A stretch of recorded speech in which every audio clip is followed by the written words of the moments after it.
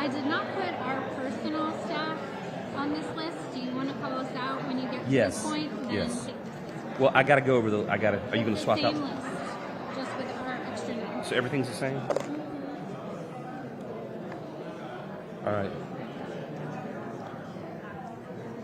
Okay, thank you. Okay. How's everyone doing? Still morning, right? Yeah, it's still morning. It feels like it's the afternoon. Happy Friday. Hope everyone's staying dry. So we got a lot of veterans in here. This isn't the film. This is the pre-show. So everyone knows that you are the stars of the show. In a moment when we start, I'm going to go really fast over the names to make sure I don't butcher your names. But I want everyone up here because, as you know, we have victims and survivors out there that are going to be watching the broadcast. And I want them to see all of you. And I want to showcase the victim services providers, both governmental and the NGOs, the nonprofits that are out there, because you guys are the ones that we're trying to showcase. So we're going to be up here with all of you flanked behind me with the electeds and the speaker. They're going to be right there next to me. We're going to go really fast, okay? So before we begin, let me do this. Let me go over our list. So Senator Alan Blackman, where's my friend Senator Blackman? Oh, okay, he's back there. I don't see Representative Wooten, but we have Paula Calhoun. I see, all right, Paula, you guys will be flanking me. I don't see any of the solicitors here. All right, law enforcement. Sheriff Leon Lott. Deputy Chief Chris Lindler. Well, you checked Leon Lott. So, oh, I see it, on behalf of. Got it. So, all right, Deputy Chief Chris Lindler. Sheriff Jay Kuhn. And by the way, I'm just going to go really fast and just say here. Sheriff Jody Rowland from Edgefield. Here. Okay. Chief Skip Holbrook, Columbia PD. Chief Bruce Wade Casey. Mary Reeves, Able, South Carolina. Here. Alice Curry Gallego, Care House. Okay. And if I mispronounce the name or something, please correct me. Casey PD, Lieutenant Eddie West. Here. Katie Fonte. Here. Did I say it right? Yes. Oh, fantastic. Child Advocacy Center of Aiken, we have Fatima Thompson or Fatima? Fatima. We do this every year. Fatima, every year. I'm sorry, Fatima. Amber Allen, City of Casey, Steve Gaither. Columbia PD, also Sergeant James Fisher and Jennifer Timmons. I saw Jennifer. Dickerson Children's Advocacy Center, Flavia West? Flavia. And if I butcher this, Flavia, I apologize.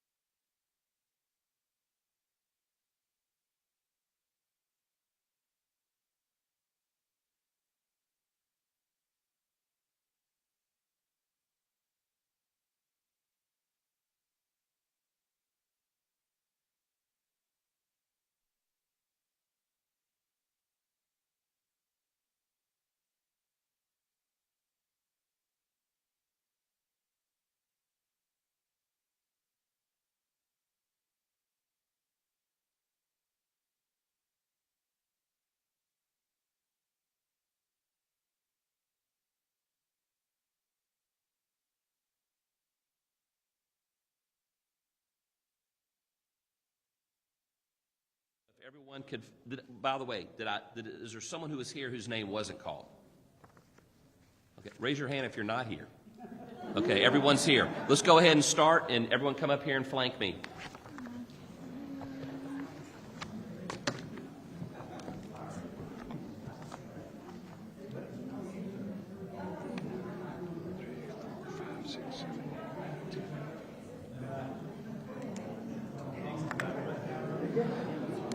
Thank y'all so much. Appreciate you being here. Hey, it's good to see you.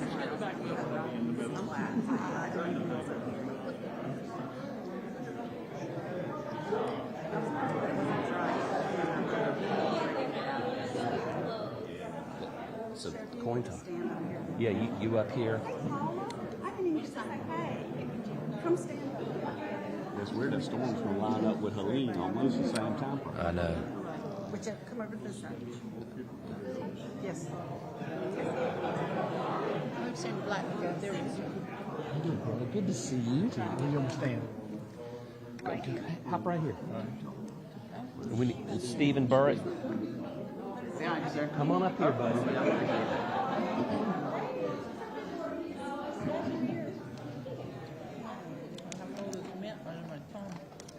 Got big print there.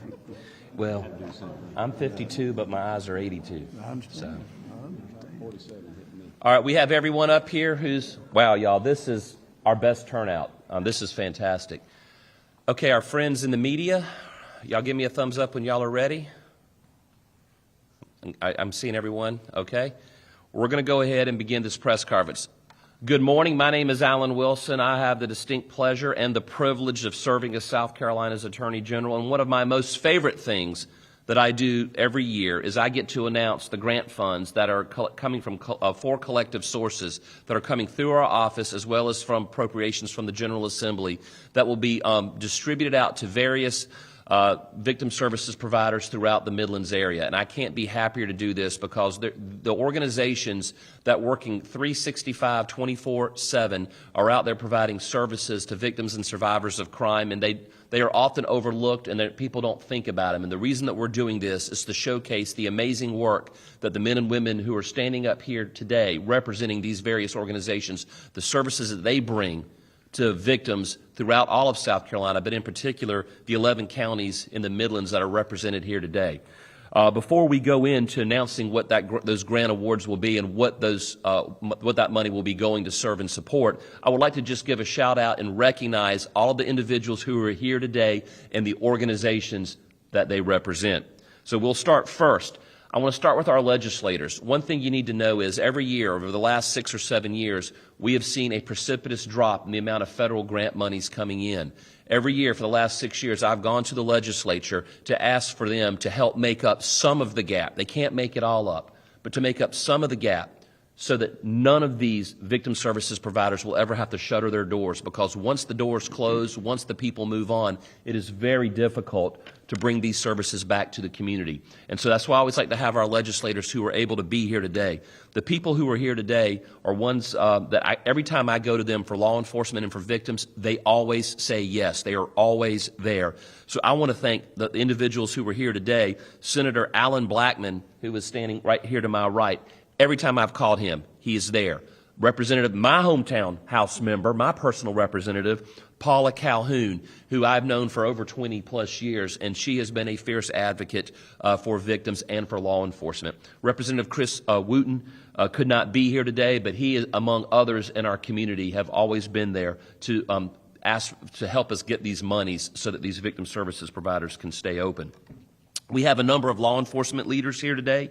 Representing Richland County Sheriff's Department, Deputy Chief Chris Lindler on behalf of Sheriff Leon Lott. We also have immediately to my right my hometown County Sheriff Jay Kuhn. Sheriff Kuhn, thank you for the leadership you bring to this community. And also I serve on a number of statewide boards and commissions with him, and he is a renowned, recognized law enforcement leader. Sheriff Jody Rowland from Edgefield is with us today. Jody, Sheriff Rowland, in the very, very back. Thank you for being here, Sheriff. We appreciate you very much. Chief Skip Holbrook, Chief of Police for the Columbia Police Department, and Chief Bruce Wade, Casey Police Department. Thank you both for being here. It means a lot to see our leadership here today. Agency representatives including from Able, South Carolina, Mary Reeves, Care House of the PD, Alice Curry Gallego. We have Casey Police Department representatives, Lieutenant Eddie West and Katie Fonte. Child Advocacy Center of Aiken, Amber Allen, Fatima Thompson. City of Casey, Stephen Gaither. Columbia Police Department, Sergeant James Fisher and Jennifer Timmons representing them. Dickerson Children's Advocacy Center, Flavia West. Edgefield County Sheriff's Office also representing Andrea Totino. Nancy Powell is representing Solicitor Rick Hubbard from the 11th Judicial Solicitor's Office. Epworth Children's Home is represented by Karen Addy. 5th Judicial Circuit Solicitor's Office is represented by Aaliyah Scott, Jacqueline Smith, Hans Pauling, and Japhet Paramo. 4th Judicial Circuit Solicitor's Office is represented by Charlotte Watson. Lancaster County Sheriff's Department is represented by Jessica Harvey. Lexington County Sheriff's Department, in addition to Sheriff Kuhn, we have Captain Jesse Lantz, John Hatchell, Sergeant Day Forgione, Yesenia Gonzalez Martinez, and Steve Gamble. Representing MAD, and you will hear from him momentarily, is Stephen Burrett. McLeod Health, Cheryl Nooner, Lauren Moose, Shannon Scott, and Weston Nunn. Pathways to Healing is represented by Rebecca Lorick. Richland County CASA Services, Missy Bowman Anderson. Richland County Sheriff's Department is also has here today investigator Navid Nevis and investigator Gabriel Ramos. Now, from my office, and again, I can't emphasize enough how incredibly grateful I am to have the men and women working in our office that are here today, and I could not do my job if they weren't so good at doing their jobs, and I want to thank them. That's Matthew Benfield, Monique Garvin, Ashley Glivens, Faye Parks, Gerline Pierre, B.J. Nelson, our leader over Crime Victim Services, our Deputy Director, Joe Corey, Billy House, Ginger Dukes, Kelly Anderson, Kim Buckley, Laura Barnes, Steve Yarborough, Angela Meadows, and Tabitha Heck. I want to give them all a special shout out and let them know from the bottom of my heart how much I appreciate what they do. Representing SCAD VASA, my friend Sarah Barber is here today. South Carolina Department of Children's Advocacy is represented by Ladara Depew, Leela Allen Barnes. South Carolina Network of Children's Advocacy Centers is represented by Aaliyah Simon, Kristen Dixon, and Tom Knapp. SC Van is represented today. Everyone knows this person. I don't need to say her name for you to know her, but it's Laura Hudson, who is here, and also my good friend Burke Fitzpatrick, Melissa Walker, Nicole Goodwin. The Hive Community Circle is represented by Ashley Olienka, and West Columbia Police Department is represented by Matt, I'll make sure I say this right, Matt Dees and Ronald Fair. YWCA of the Upper Lowlands is represented by Cleartis McDonald Amaker. It took me a while to get through that, but that's a good problem to have, that we have so many people, and this isn't even all of them. This is just the ones who were able to be here today. Our solicitors weren't able to be here. We have other electeds, other agencies that aren't represented here today, but that doesn't mean they're not out there doing the Lord's work. I want to thank the City of West Columbia for allowing us to use their facility for today's press conference. They've done this every year, and we're incredibly grateful for them. Again, I want to welcome everyone here, and this is the good part. This is the thing that I really enjoy most. This year, I am announcing that we are going to be dispersing statewide roughly $26 million to agencies around the state of South Carolina who serve victims of crime throughout the region and throughout the state. These folks provide local and statewide services. They're receiving in this area of the state alone, of that $26 million, in the 11 counties that are represented here today, $10.6 million are going to these service providers, both governmental and non-governmental alike. $10.6 million just to these communities. The grants are distributed by the Department of Crime Victims Assistant Grants under the Crime Victim Services Division under the Attorney General's Office. This department administers 4 grant programs. Now, that $26 million comes from 4 grant sources. 2 of those grant sources are federal, 2 are state. The first two that are the federal is the vast majority. It comprises 88% of that $26 million come from two sources. Victims of Crime Act, known as VOCA, and Violence Against Women Act funds, known as VAWA. VOCA comprises 78% and VAWA 10% for 88% of that total $26 million. There are two state sources of grant funds. State Victim Assistance Program, known as SVAP, comprises about 3%, and 9% comes from what's called the Supplemental Allocation for Victims Services, or we say SAVES for short. The SAVES program is where I go to the legislature every year when there's been a gap. Now, just to give you some context over what has occurred over the last 7 or 8 years, from approximately 2018 to 2024, the VOCA grant money, which, as I said, is 78% of our funds, has dropped precipitously by 76%. That was due, obviously, to a number of factors, but the funding formula that determines how that money is given out had to be tweaked, and we've been waiting for several years for that money to go back up. But in 2017, we were at $51 million.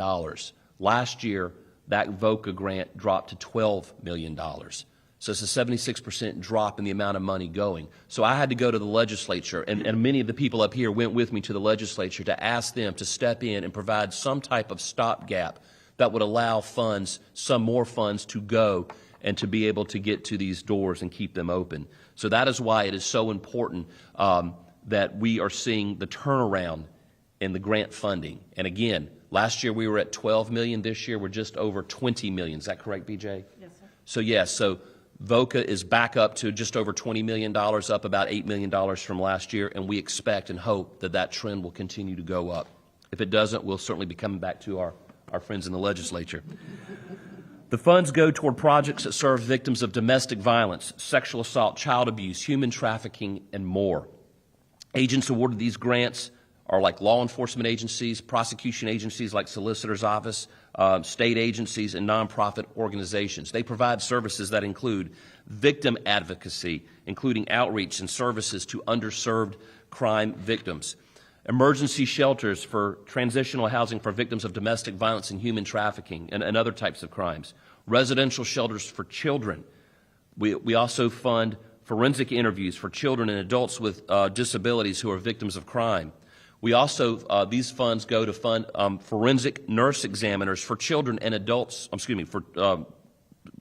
to fund nurse examiners who provide rape kits and sexual assault examinations literally in the moments and hours after a sexual assault occurs. These forensic nurse examiners are so important to prosecution and to bringing these cases.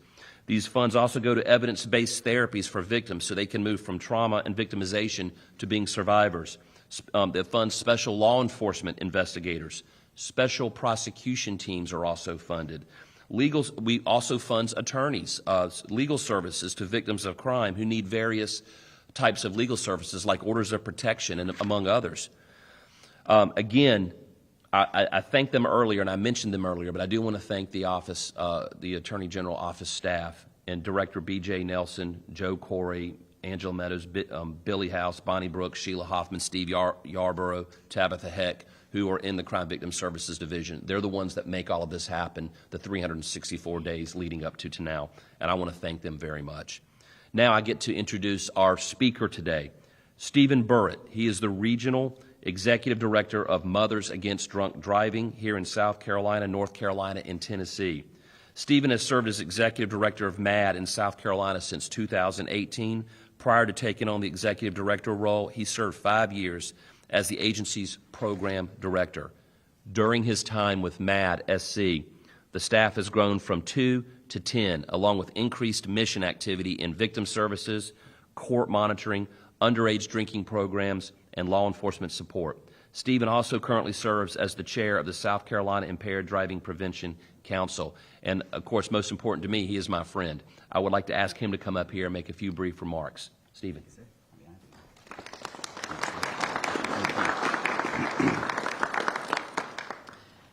Thank you. It is my honor to be here, not just representing MAD, but this entire group, this impressive group of people doing amazing work. Mothers Against Drunk Driving is an organization that I believe is obviously very important and far too busy. Sadly, we have the nation's worst death rate for drunk driving per capita in the nation. Second place isn't particularly close, so we have a lot of work to do. And it's our honor to serve victims across the state, whether they're upset because a 3-time drunk driver ran over their mailbox, or the absolute worst nightmare that we all live with is getting that knock on the door to know that a special, important, loved member of our families are never coming home and died in a preventable and tragic way with no preparation and no goodbyes. It's hard work, obviously, but it's important. But I'm reminded whenever one of those crashes occurs how many groups are impacted by every single loss, not just the family. We're all part of so many families: church, school, work, community. But I'm very honored to be a part of this group. This is a group of incredible people. I'm humbled to be here speaking on behalf of them today.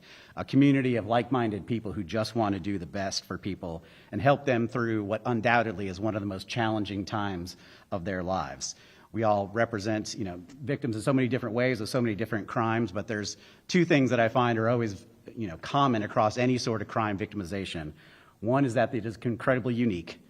Depending on what happened in the circumstances and who that person were, you need skilled, compassionate people who are going to help them through whatever their journey is. There's no cookie-cutter approach to victim advocacy. And second is that it's incredibly intense. They wouldn't have come to us if this weren't disrupting and affecting their life in significant ways, and they need people there for them. They deserve all of our support and services. And because I have such great advocates on my staff, I get to hear that incredible feedback. You are my lifeline. You are my angel. You are my rock. I don't know how I could have gotten through this without you. So when we hear every year, we get those nervous feelings when we start looking at the overall state of funding, and we have that fear that cuts are coming. It's stressful and it's personal. It's not just because we care about our budgets. It's not just because we want to keep our staff, although certainly we do. It's because we know in the future there may not be somebody there for those people that we've served who are going to be in those same situations, and it breaks our heart and it scares us. And so that's why we're so grateful here today to be able to say that we have some stability this year. General Wilson, I thank you so much. Where'd you go? I thank you so much for your advocacy that today we're not here facing those scariest nightmare scenarios that at one time we thought we were going to. So we will never know all the calls and the meetings and the strategizing and the arm twisting and the begging that you had to do to get us where we are here today, but we're grateful. Thank you for that. And I also am glad to get the opportunity, as you have, to thank your staff. What an incredible, caring, knowledgeable group of people who simply want the best for us and be able to serve victims in the way that we know best. They represent your agency well, they represent South Carolina well, and we're grateful to get to work with them. So on behalf of all the organizations and service organizations here, I just want to say that we're ready. We're ready for the new year to start. We're ready to start serving victims every day like we have been. And we're probably tired and we're stressed out as we always are, but we're ready to serve the next person who needs us. At MAD specifically, that means we'll continue to serve the families of impaired driving crashes, even though there are far too many than there should be. And we'll continue to fight the state to change the state's DUI laws, not with grant money, BJ. So we have fewer victims that will even need our services in the future. But today, we'll just be grateful, be thankful. Today's a good day to be able to say that we're here and we're stable and we have what we need to continue our work. We'll never have everything that we need. But we feel good about where we are, and we're grateful for the advocacy and all the work, including our legislators who made this possible. So we're ready to stand ready to serve the citizens of South Carolina, and we're grateful for the opportunity. Thank you so much for letting me be here. Appreciate that.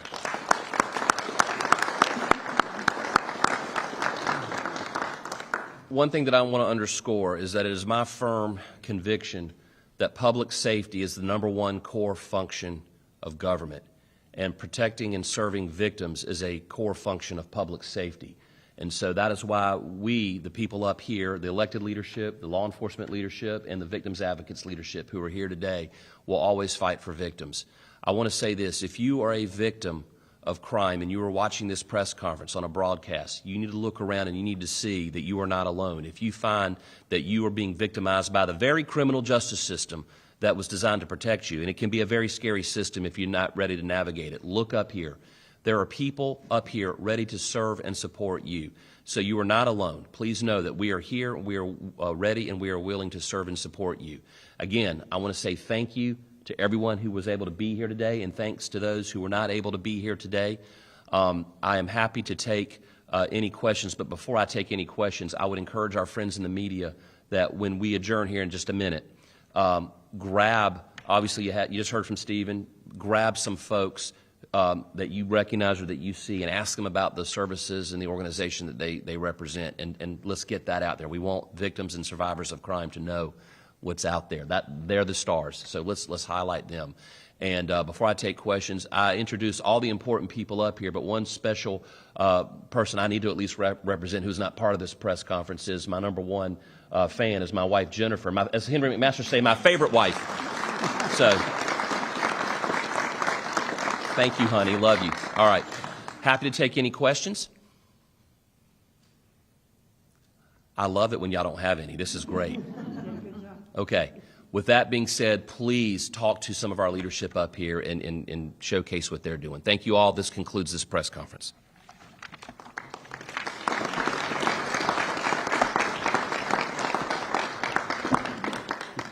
Let's come again, sir. Is that you? Yes. Thank you. Thank you so much. Thank you so much. Good to see you. You're my representative as well, so.